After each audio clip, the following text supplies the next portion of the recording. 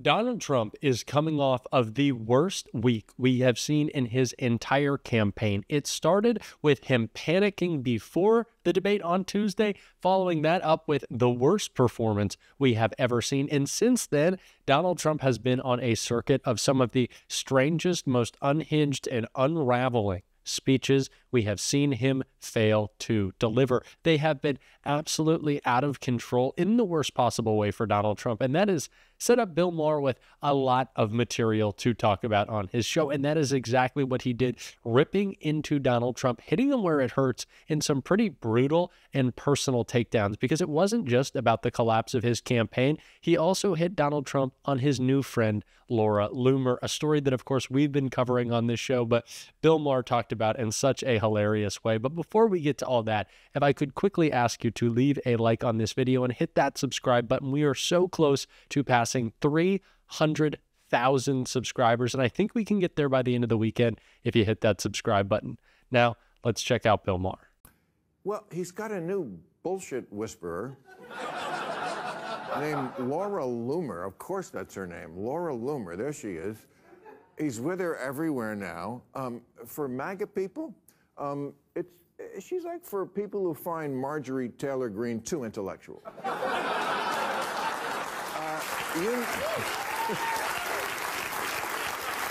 I mean, you name the crazy shit, she believes in it. Birtherism, she's a 9/11 truther, crisis actor, Pizzagate, rigged elections. You've heard of Florida Man? She's Florida Woman.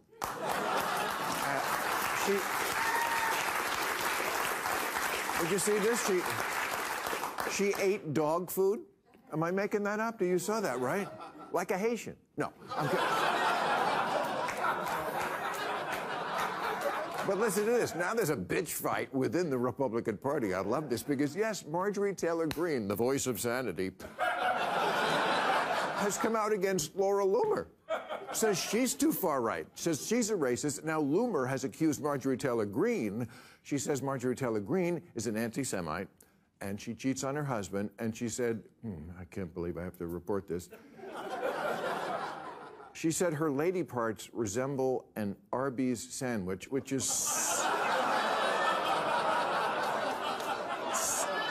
so offensive to Arby's.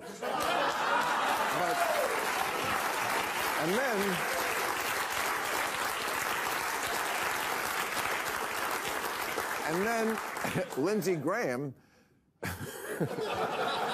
the other Real Housewives cast member, got involved, and he's attacking Laura Loomer, says she's toxic, and she posted back, "We know you're gay, Lindsey."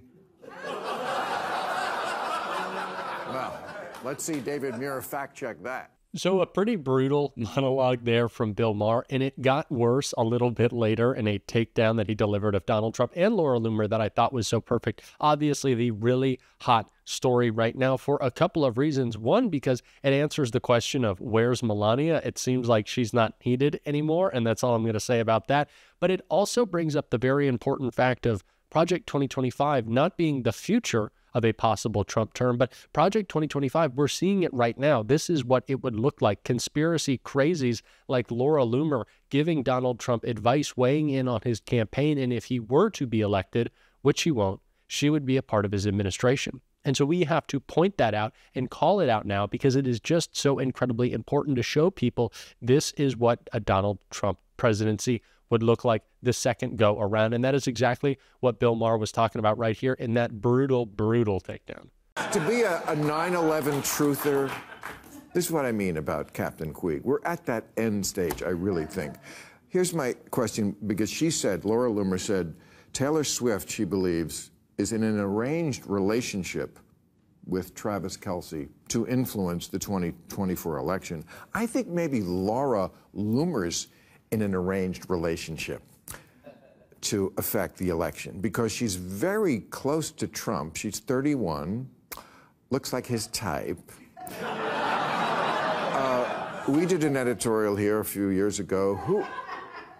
You're remembering it already. It was basically, who's Trump f***ing? Because I said, you know, it's not nobody. He's been a dog for too long, and it's not Melania. I think we may have our answer this week. I think it might be Laura Loomer. I'm just saying. Well, I don't know what his... I don't know what. I don't know what he's doing behind the scenes, but I do know that a big part of why he was able to be so successful up until the kind of flailing of the last few weeks is that he had actually brought a really impressive team of operatives around him that had kept him kind of muzzled, kept him on message. Susie Wiles and Chris LaCivita, his campaign managers, they are good at what they do. And the fact that he's now bringing all of these other people to Mar-a-Lago, I do think lends some credibility to your prediction that this could be the end. That if he's able to actually keep the pros in charge, he would be very formidable. But I really think it is. And these people who are still undecided, I mean, you can answer, this is your field. These people who are like the people who go to McDonald's every day and still need to look at the menu for 10 minutes. An absolutely brutal and really personal takedown there from Bill Maher, commenting on the story that everyone is speculating about, whether there is a relationship going on between Laura Loomer and Donald Trump. And while rumors to me aren't that important, what this is a reflection of is how unraveled and unhinged the Trump campaign as a whole is. How can we expect this type of person who can't run a campaign to run a country? How? How can we do that? What this shows is not just Donald Trump's collapsing campaign, but again, something we've talked about so much on this show, which is his inability to message or to stay on track in any real way. Instead of trying to make a case for himself or land some political blow on Kamala Harris, which he is incapable of doing, all the media is talking about right now is Laura Loomer and Donald Trump's potential affair. That's how far gone they are. That's how much they are struggling to get this campaign in any good direction. It is just an unraveling mess. And Bill Maher said it there at the end. How could you possibly be undecided at this point? Not only does Donald Trump have crazy people around him in his campaign, that is to be expected. There's always a rotating cast of crazies in the Trump campaign, but it's reflective of what his larger administration would look like. This is Project 2025. Laura Loomer is the face of it. It's a scary face to look at, and it's because it's a scary plan. And we have to continue to call that out. And again, it's the reason why Bill Maher thinks this might be the end for Donald Trump and said it right here. The Trump thing, I said, no. Tonight I'm saying, I think it's over. I just want to bring up an analogy to one person. Even before we were around, there was a guy named Joe McCarthy in the early 50s, and he had a hold on America. And it blew out in about 2 years, right? 2-3 years. He was the biggest thing, and then it was just, and I feel like eating the dogs were at this point. Now, I certainly don't want to get in the predictions game, especially, I don't want to call myself a superstitious person, but I think that we should always be working like we're 10 points behind, not 10 points up. But having said that, this does feel like the low point of the Trump campaign. Again, I talk about messaging so much. When they're at the point of cats and dogs are being eaten and denying Laura Loomer is having an affair with Donald Trump or the other way around, this is rock bottom for them. How much lower can it get? Kamala Harris is currently in North Carolina or Georgia or Pennsylvania on any given day sharing her focused message, and Donald Trump is out of control. This is the clearest contrast we have had so far in this campaign, and it's time for people to start making up their minds. And if you need any more help showing just how unhinged this person is, take a listen to Donald Trump last night. Hey, where's Harris? They know Kamala. They know Kambabla.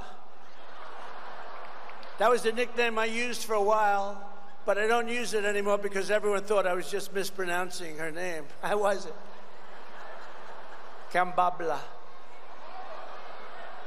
But no, comrade is... What is he saying?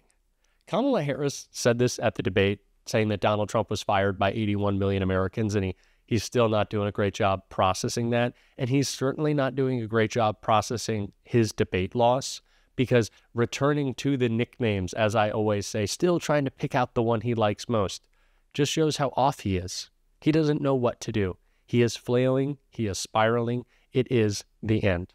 And we have to keep talking about it, keep putting that pedal to the metal for the next 50 days as we fight every single one of those days, every single hour in that day, every single minute in those hours to make sure that Kamala Harris is the next president of the United States. Because This is a person more unraveled than we've ever seen, and we have to stop him. And we are going to be talking about that on this show every single day. And so if you want to support the work we're doing, as always, you can leave a like and hit that subscribe button so we can try to get past 300,000 subscribers by the end of this weekend. That would be so incredible. And if you want to support that, as always, you can also drop a blue heart in the comments if you stuck around to the end. And until next time, I'll see you soon.